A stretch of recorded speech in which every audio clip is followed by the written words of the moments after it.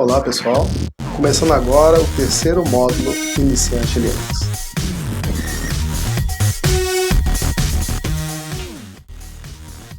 Pois então, vamos começar? No capítulo anterior, na verdade no módulo anterior, nós tivemos os primeiros contatos com os comandos, ok? Então daqui para frente nós vamos mostrar cada comando, cada parâmetro, tá?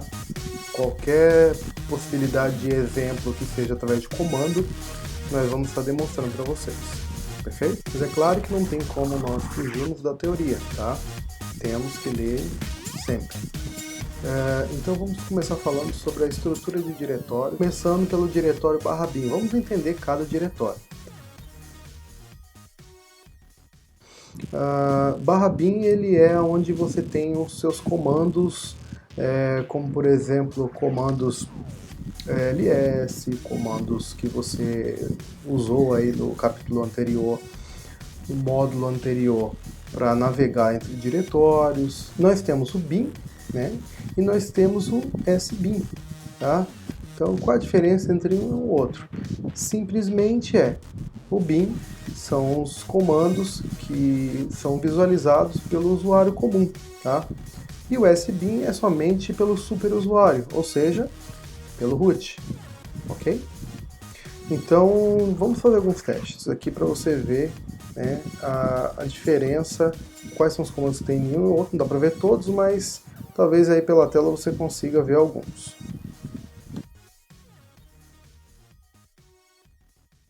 Usando um Red Hat, nos exemplos anteriores eu estava usando um CentOS, ok? E até para vocês verem como que os comandos são iguais, nada muda, tá? Então vamos lá, cd/bin, tá? O que nós temos aqui? Dou um ls para listar os arquivos, e nós temos exatamente esses comandos. Esses comandos são visualizados por quem? Pelo usuário comum, tá? E o cd sbin, tá?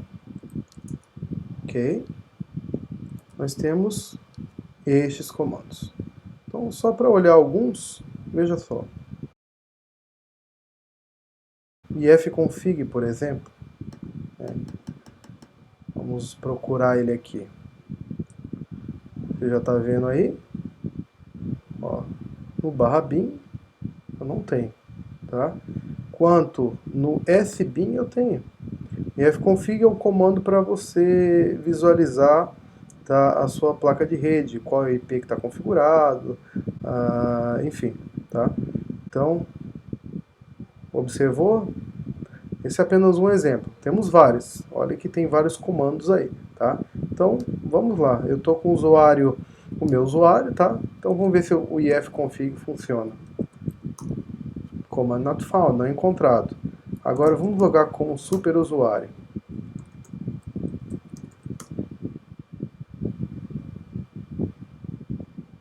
Opa, tá. ifconfig, veja só, entendeu? Então essa é a diferença entre o /bin e o sbin, perfeito? Continuando, temos o /boot, que tem os arquivos necessários para a inicialização do sistema, tá? Mais para frente nós vamos mostrar ele com mais cuidado, vamos mostrar mais detalhes, tá? Não é o momento agora. Em alguns Linux também temos o /cd-rom, tá? No caso aqui do Red Hat não temos.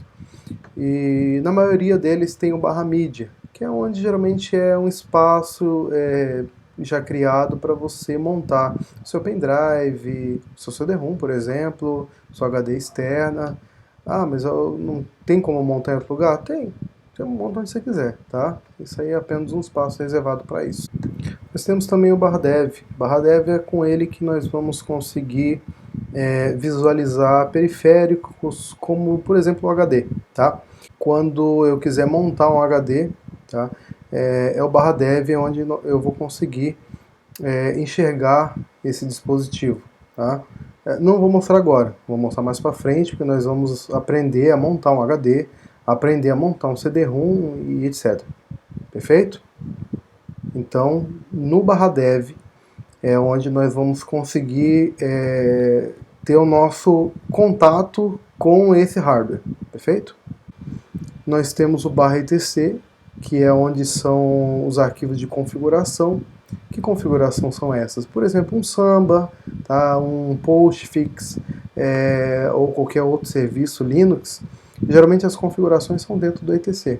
Tá? Configurações de rede estão aí dentro também. Então, tudo que você pensar de configuração, geralmente está dentro do etc. Uma aplicação específica, às vezes, está tudo dentro de um diretório apenas, né? Por exemplo, você vai lá e instala dentro do apt, então tudo está dentro do apt.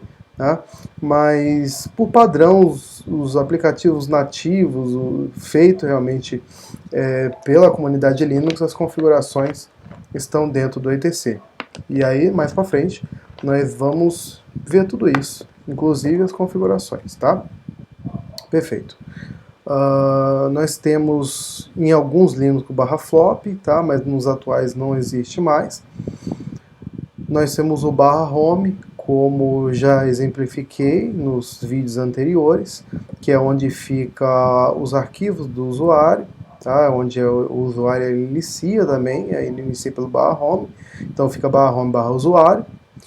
Nós temos o /lib, onde fica as bibliotecas, que para o usuário que veio do Windows, seria na verdade os arquivos DLL, perfeito? Nós temos também pastas como /mnt, que seria semelhante ao media, tá? Em alguns Linux tem o media, em alguns Linux tem mnt, tá? Outros não tem, tá? Mas é apenas uma pasta de montagem temporária também.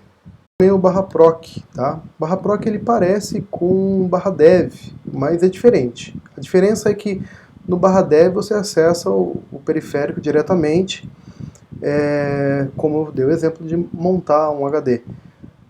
Mas no /proc eu vou acessar as informações desses periféricos, tá?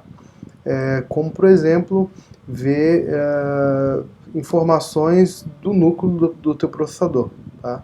Ver informações da tua memória RAM, tá? Um dos exemplos que eu tenho do processador é, por exemplo, ver quantos núcleos eu tenho nesse processador, ou então quantos soquetes eu tenho na minha máquina. Esse tipo de informação é uma delas, tá? Então, repetindo, /dev é para você acessar o periférico, tá? Acessar os dados desse periférico, por exemplo, mas no /proc você vai acessar as informações do sistema, ok? Fique tranquilo, nós vamos ver tudo isso mais para frente. O /root é onde é o diretório home do usuário root. Então, quando você se loga como root, o diretório principal é no /root. Os documentos também são salvos pelo usuário root e fica dentro do /root e não dentro de /home/root, tá? Que às vezes confunde um pouco. Mas é exatamente na raiz, no /root, tá ok?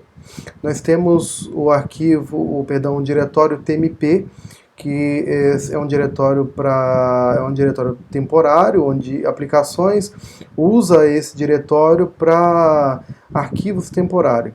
O que são esses arquivos temporários?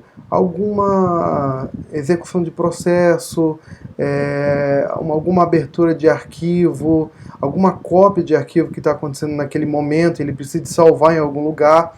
Tem vários exemplos, tá? Então, esse /tmp é onde as aplicações usam para guardar arquivos temporários. Não somente as aplicações, tá? Mas, claro, o próprio sistema operacional. É ali que ele guarda os seus arquivos temporários. Temos também o /usr. /usr é onde é gravado as suas aplicações, onde as suas aplicações ficam. Um exemplo você tem lá o OpenOffice, LibreOffice, enfim. Ele fica guardado dentro do /usr, que no Windows seria em /arquivo de programa, tá? Fazendo essa comparação, perfeito? /var é onde são gravados arquivos com maior frequência, ok? Como, por exemplo, logs de uma aplicação de e-mail, tá? Por que é separado? É separado porque geralmente, tá, como boas práticas, até vai uma dica aí para vocês, questão de e-mail, ele exige muita gravação de disco, ou eu tenho também logs de um servidor proxy, onde logs existe muita exigência de disco, muita gravação de disco. Então, separa um disco com a maior performance, tá? Então, geralmente é /var/log, e aí eu tenho lá /var/log /e-mail, /proxy, enfim, tá? Então, vai a dica. Essa é uma partição que tem que ser tomado muito cuidado, porque é onde ficam os logs do seu sistema, onde ficam os logs da sua aplicação. E se você não separar o /var, tá? Não dimensionar ele num outro disco, numa outra partição, você pode ter problemas. Quais são esses problemas? Encher o /var, tá? E o teu sistema operacional ele parar, tá? Ele travar, não conseguir gravar mais nada. E se em algum momento você não perceber e reinicializar esse sistema operacional, ele nem mesmo vai subir, porque ele vai estar lotado, ok? Então, vai a dica, separe o /var. Voltando aos comandos, que eu sei que você está doido para botar a mão na massa, vamos voltar a alguns comandos simples, como ls, o cd, tá? E também quero falar de parâmetros, ok? Então deixa eu mostrar aqui para você. E também quero falar de parâmetros, ok? O que seria o interpretador de comandos? Dentro de um arquivo, você colocar vários comandos, que é o terminal virtual. Ou seja, você abrir várias consoles. Vamos ver um pouquinho de Coringa.